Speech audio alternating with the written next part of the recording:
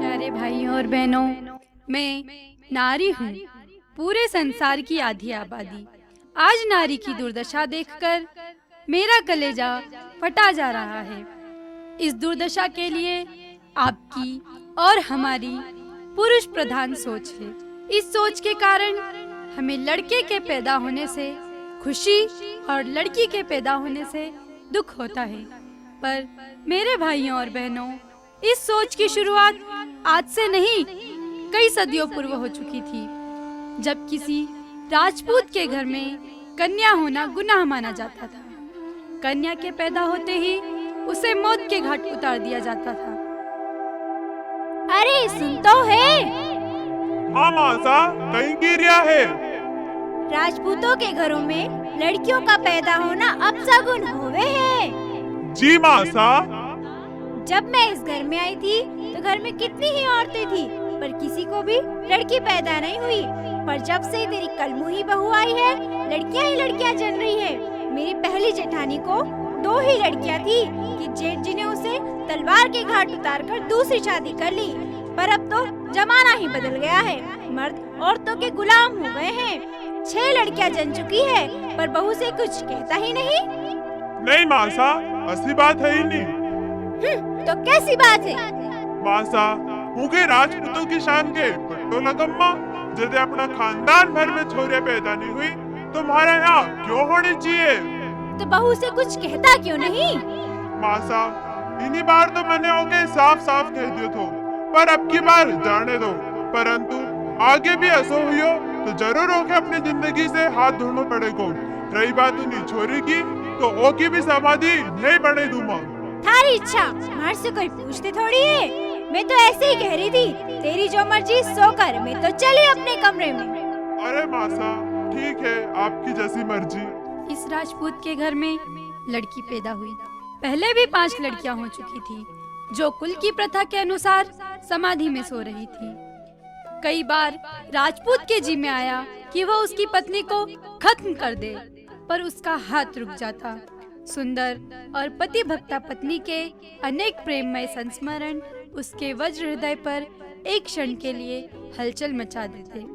पर आज उसका दिमाग कुछ अलग ही सोच रहा था। अब चारों ही कहीं है, लड़की के इन हाथ से कोई के कन्यादान दिखे अपना कुल के दाग थोड़ी लगम्मा। बस मर्यादा की रक्षा करना ही हमारा कर्तव्य है। हूँ इन्हीं छोरी के तो स्वर्ग पहुँचा दूंगा, पर आगे कहीं होएगो। यदि हमारी स्त्री की भी यही गति रही तो ओके भगवती का घाट उतारना ही पड़ेगा।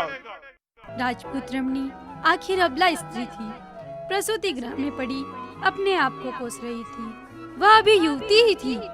ससुराल की राक्षसी विचारधारा अब तक उसे अपने अनुरूप नहीं बना सकी थी। नन्ही सी नवजात बालिका को देख देख कर उसका हृदय फटा जाता है। मेरी प्यारी बेटी,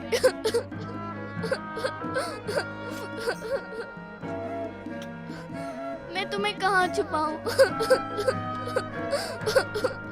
कहाँ छुपाऊं मैं तुम्हें? इस लड़की के जन्म के बाद उसके मन में तूफान चल रहा था। लड़की की समाधि का काला चिन्ह उसकी आंखों में घूमने लगा और उसके बाद अपनी गर्दन पर लटकती हुई तलवार। वह आकाश में उड़ जाना चाहती थी, परंतु परों का अभाव था। वह घर छोड़कर चली जाना चाहती थी, परंतु हिंदू समाज में यह तो स्त्री के लिए सबसे बड़ा कलंक है।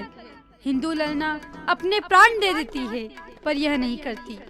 बस हद हुईगी, एक का बाद एक इतनी छोरी।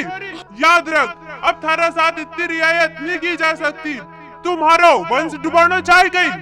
माफ कर दीजिए मुझे। इन्हीं बार थारे छोड़ी रियो है, अगली का हूँ नहीं, हमारी तलवार थार से बात करेगा। ले इन्हीं छोरी क्या मारे दे। छोड़ दीजिए राणा जी से, छोड़ दीजिए। छोड़ मारे। छोड़ दीजिए राणा जी से, छोड़ दीजिए। ले इन्हीं छोरी के छोड़ने, छोड़ मारे यहाँ से, जाने दे।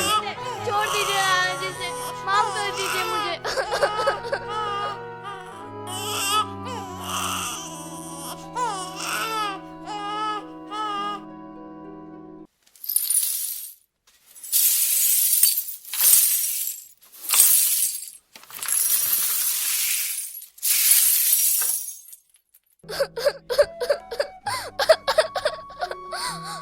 मेरी प्यारी बेटी, मेरी नन्ही कली, कहाँ चली गई तुम मुझे छोड़कर? कहाँ चली गई तुम मुझे छोड़कर? मेरी प्यारी बेटी, मैं आ रही हूँ तुम्हारे पास, आ रही हूँ। माँ, आप आ गई माँ। अब हमें छोड़कर मत जाना माँ। हाँ मेरी बेटियों, अब मैं तुम्हें छोड़कर कभी नहीं जाऊंगी। अरे अरे सुन तो है। अरे मासा कहीं नहीं गो, काइसर चिल्लाई रहा है। अरे अरे कलमुही कहाँ चली गई? ढूंढ तो क्यों नहीं है? कौन मासा? अरे तेरी बहू नाक कटाकर कहाँ चली गई कलमुही? ढूंढ उसे, ढूंढ, जल्दी ढूंढ। अरे मासा यही कहीं होगा, रुको अभी बुलाऊं ओके। अरे ओ राधा, जी हुकुम। मैंने थारी मालकिन के देखियो गई। जी मैंने उन्हें जंगल की ओर जाते हुए देखा था। ओके इतनी हिम्मत कि वह हमारा घर की चौखट लांगी के बाहर निकली। आज तो ओके नहीं छोड़ूंगा हूँ।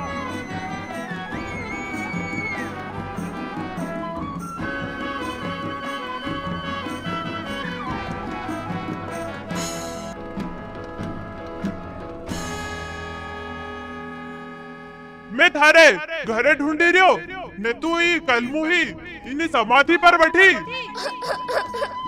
माफ कर दीजिए राणा जी, मुझे माफ कर दीजिए। थारी हिम्मत कैसे हुई घर की चौखट लांगने की? माफ कर दीजिए राणा जी। मैंने थारे पहले ही की दी थो कि अगली का हूँ नहीं हमारी तलवार थार से बात करेगा। आज थारे नहीं छोड़ सकता। माफ कर दीजिए राणा जी।